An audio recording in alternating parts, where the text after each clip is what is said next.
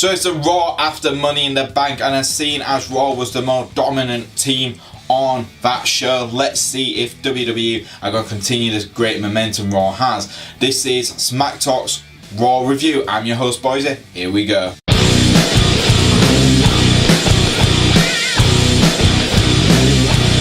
So first things first, we started off with a wrestling... No, we didn't. We did not start with a wrestling match. Actually, we started off with a really strong and brilliant segment where Alexa Bliss was celebrating her victory at Money in the Bank. Not just for one, winning the briefcase, but two, successfully cashing in on Nia Jax. This was all well put together.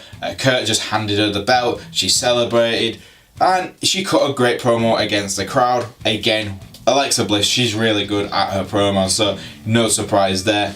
Then Ronda Rousey comes out absolutely annoyed. She just wants to destroy Alexa Bliss non-stop. Alexa cuts an absolutely brilliant heel promo on her, and that's it. Ronda just loses it. She attacks Alexa Bliss. She attacks Curt.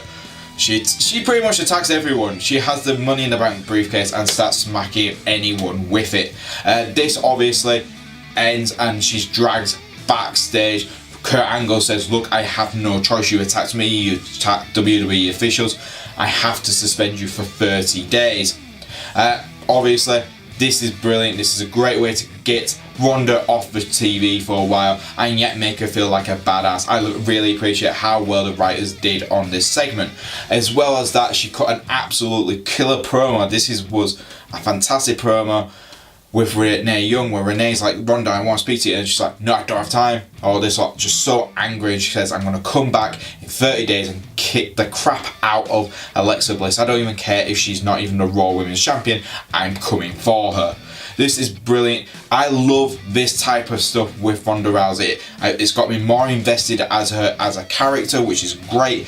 And if she ever turns heel, you know she can play that, looking at what she was able to do in this like 3 or 4 minute, opening segment. For me, this is really strong. I'm going to give this a 7 out of 10. Well put together, well performed, and you could tell it was well written. So our real first match of the night was Dolph Ziggler taking on Seth freaking Rollins for the Intercontinental Challenge. This is right. Seth did another open challenge, which I love open challenges. I think they're unique. They're usually quite fun as well, and of course it was going to be an absolutely stellar show when Dolph Ziggler answered the call. He had obviously his tag team partner, we're going to say right now, Drew McIntyre, with him in his corner, and for me it was a very strong and decent match.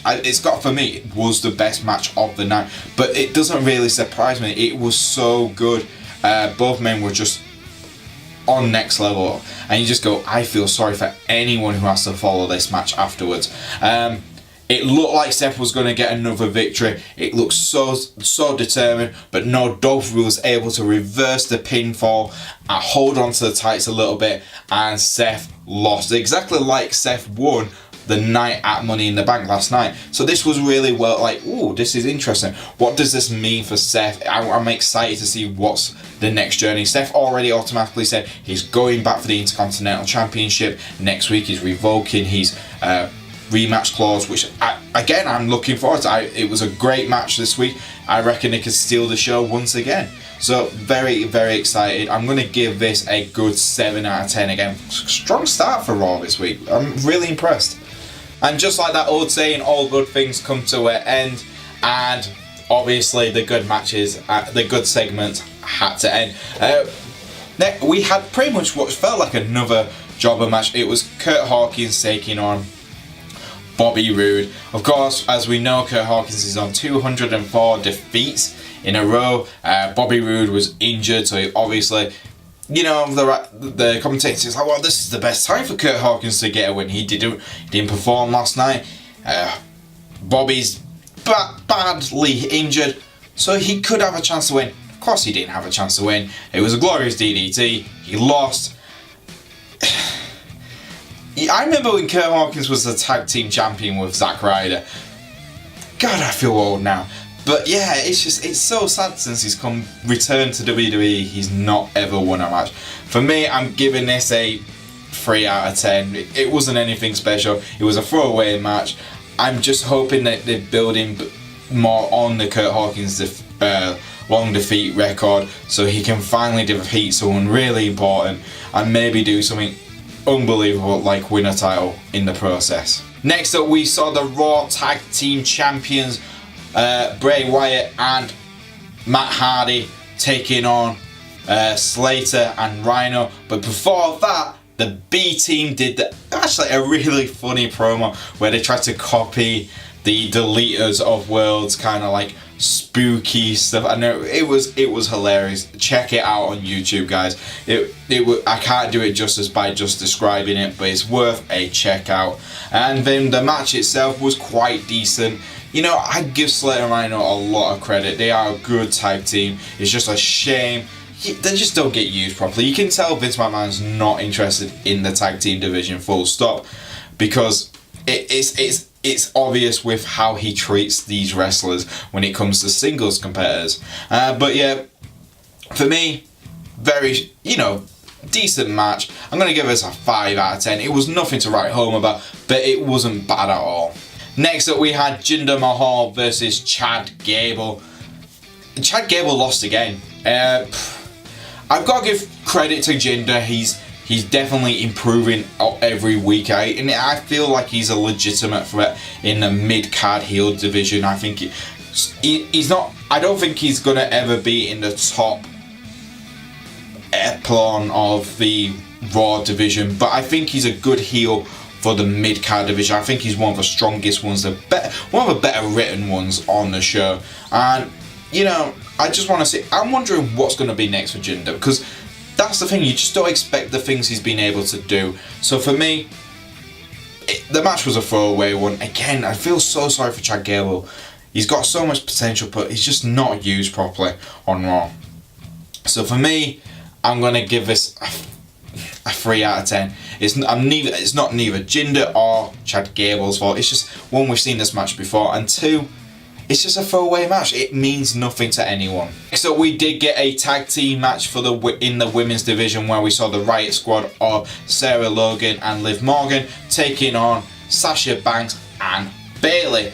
And it was a decent match. Again, you can tell the Riott squad are improving every week, which is good. I like the kind of chaotic, we're going to destroy everything element they're starting to bring in, where backstage they're just throwing stuff around, smashing people's laptops, and I like that. I think, yes, that's more character development. It's exactly what this team needed, and it was more on, let's be honest, a focus point for Sasha Banks and Liv and Bayley, sorry, because it's continued their storyline. Now, Sasha and Bayley did lose to Liv Morgan and Sarah Logan, which, that's fine. It continues. It gives them momentum, which they do need, and they are taking on big opponents in Sasha Banks and Bayley.